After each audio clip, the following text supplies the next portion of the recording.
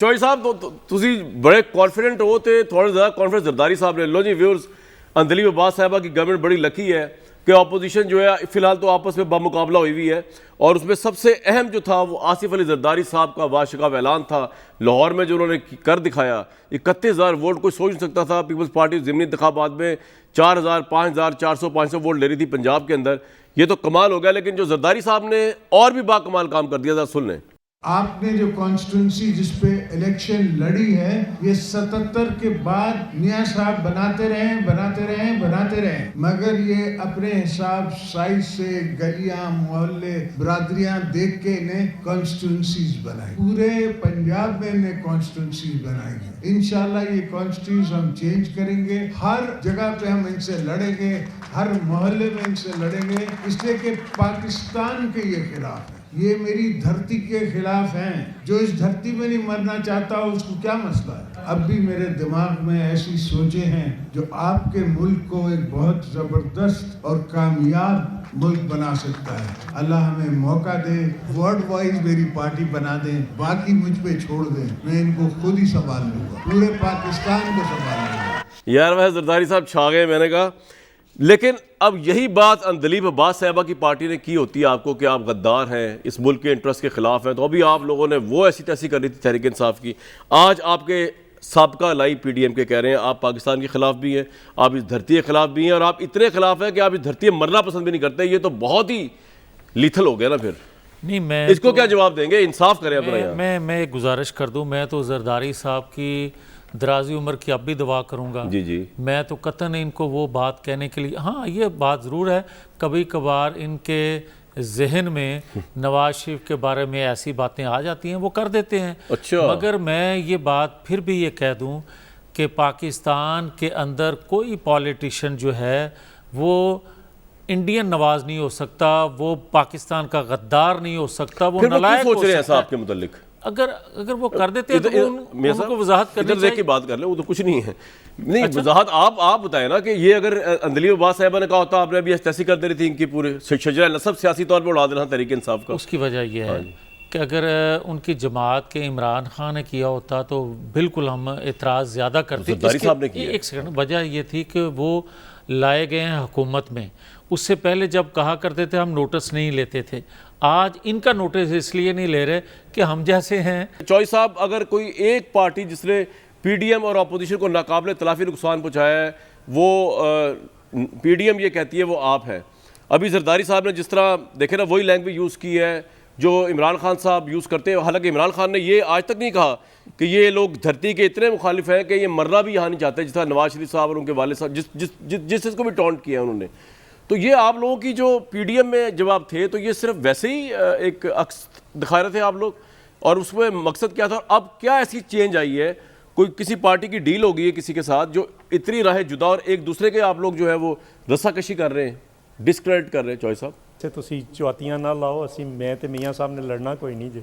नहीं, मैं वो जरदारी साहब लड़ रहे हैं, मैं तो लड़ ही नहीं रहा। मियाँ साहब तो वैसे ही नहीं लड़ रहे, ਉਹ ਤੇ ਵਿਚਾਰ ਉਹਨਾਂ ਦੇ ਹੱਥ ਵੀ ਬੰਦ ਨੇ ਤੇ ਪਾਉ ਵੀ ਬੰਦ ਨੇ ਤੇ ਉਹਨਾਂ ਦੀ ਲੀਡਰशिप ਬਾਹਰ है। जरदारी साहब इस वक्त लड़ रहे हैं। एक पहले मैंने गुजारिश करनी थी मैंने गुजारिश करनी थी कि जो आज एहसन इकबाल साहब के साथ हुआ है, मैं तो मजम्मत करेंगे, करता हूँ। सही है। और पता नहीं एहसन इकबाल साहब की बेचारे की किस्मत ही ऐसी है, जब वो वजीर दाखिला थे तो उनको तब भी रेंजर्स ने वो घुसने नहीं दिया था। आपको याद है वो उस वक्त रेंजर्स उनके मतहत थी, तो वो कोर्ट के अंदर नहीं जाने दिया था, वो भी रेंजर्स के हवाले था। गलत जगहों पे पहुंचते हैं ना वो, हाँ जी, गलत टाइम पे। अच्छा, दूसरी मेरी गुजारिश ये है जी कि मुझे समझ नहीं आती है कि जब हम नज़ीर लगारी साहब हैं हमारे साथ, जी नज़ीर लगारी बेहतर बता सकते हैं। एक आपने भी देखा होगा लाहौर के अंदर एक GTS होती थी, गवर्नमेंट ट्रांसपोर्ट सर्विस। जी उसके तहत बसें चला करती थी। आज भी उनका एक हिस्सा सिर्फ बाकी है जो इस्लामाबाद से गिलगित जाता है, वो हिस्सा। और आर्गूमेंट क्या था, हुकूमत का क्या काम है जी वो बसें चलाए, ये तो प्राइवेट होनी चाहिए। फिर शुगर मिलें प्राइवेटाइज कर दी, हुकूमत का क्या काम है जी शुगर मिलें, वो कार्टेल बन गया। फिर कहा कि सीमेंट का, हुकूमत का क्या काम है जी सीमेंट मिलें चलाए, वो कार्टेल बन गया। फिर कहा जी हुकूमत का क्या काम है घी मिलें लगाए, वो कार्टेल बन गया। अब ये सारी जो कार्टेल है, आपको याद है LOS वो कितनी कीमती ज़मीन है आज, वो बेच दी गई औने पौने दामों, पता नहीं तो सर आपका चॉइस ऑफ पॉइंट क्या है? वो और सारे जो अड्डे थे। मेरा पॉइंट ये है कि कल जिस चीज़ को आप बुरा कह रहे थे भुट्टो साहब के दौर में, जो लोगों के लिए एक बड़ी सहूलत पूरे मुल्क के लिए थी, आज आप वही बसें चलाकर उन पे खुश हो रहे हैं। दूसरी मेरी गुजारिश ये है कि देखिए, आपका सवाल है, प्रॉब्लम ये हुआ कि हमने पहले पीडीएम तो हमने बनाई थी और फिर शोकाज नोटिस दे दिए गए। उस पे हमने इनको समझाया कि ये कोई आपकी मतहत पार्टी थोड़ी है या आपका कोई मतहत अहदेदार थोड़े हैं कि आप शोकाज नोटिस देंगे। दुनिया की तारीख में कहीं इत्तेहादों के अंदर शोकाज नोटिस दिया हो तो दिखा दें। उस पे हमारा आज भी स्टांस है, अगर माजरत करें और वो नोटिस वापस लें तो हम रिकंसिडर कर सकते हैं, लेकिन मेरा ख्याल है शायद टाइम गुजर चुका है। अब दूसरी बात ये है, मैं आज ट्राई कर रहा है, इस इलेक्शन में हमने उस वक्त भी कहा था कि हम इलेक्शन अलग-अलग लड़ेंगे, और यहाँ पे ये देखें हमने इलेक्शन लड़ा, इनकी तरफ से कुछ बहुत ही सर मुझे लैंग्वेज एक बात बताएं चॉइस साहब, चॉइस एक बात बताएं, चॉइस साहब एक बात बताएं, हम ये जो आप लोग लैंग्वेज यूज करते हैं, ये आवाम को समझाए ना कि यू ट्रूली मीन इट। आप लोग से क्या मुराद सर? पॉलिटिशियंस नहीं, मेरी पहले बात सुनिए, मेरी गुजारिश सुन रहे ना। मैंने भी वहाँ पे काफ़ी जलसे किए हैं NA 133 के अंदर। जी। मैं डेली जाता था और मेरे चूँकि हल्के के साथ है इधर से कसूर वाली साइड से, तो वहाँ पे मैं जिसका भी नाम लेता था इतराम के साथ, पॉलिटिकल बातें ज़रूर की हैं, वो बिल्कुल करते रहेंगे, लेकिन जो बदतमीज़ी हुई और जरदारी साहब को वो वीडियोस भेजी गई, हम इंतज़ार कर रहे थे कि कम से कम लीडरशिप इंटरवीन करेगी और उन लोगों को कहेगी कि माफ़ी मांगे।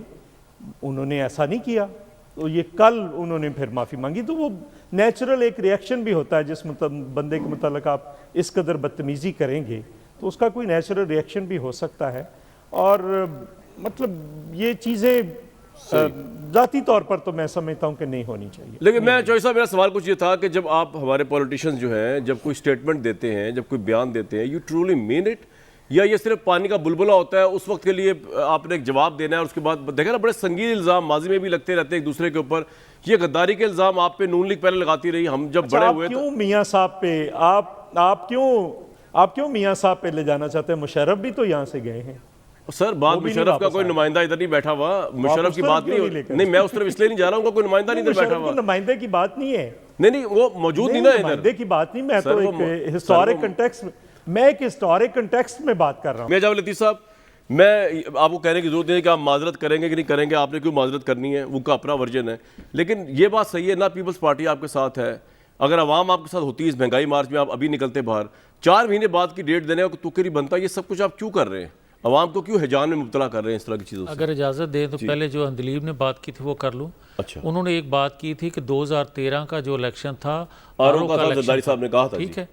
अब मैं एक सवाल करूंगा कि मुझे ये बता दें कि आरओ को कंट्रोल कौन कर रहा था और आरओ थे किस अदारे से? अदलिया से थे। ये हो गया पॉइंट। अब अदलिया से जो अदारे आरओ थे, तो इसका मतलब है कि अगर मैं इनकी बात मान लूँ तो अदलिया से वो धांधली करवाई जा रही थी बकौल जरदारी साहब ना एक सेकंड। अच्छा।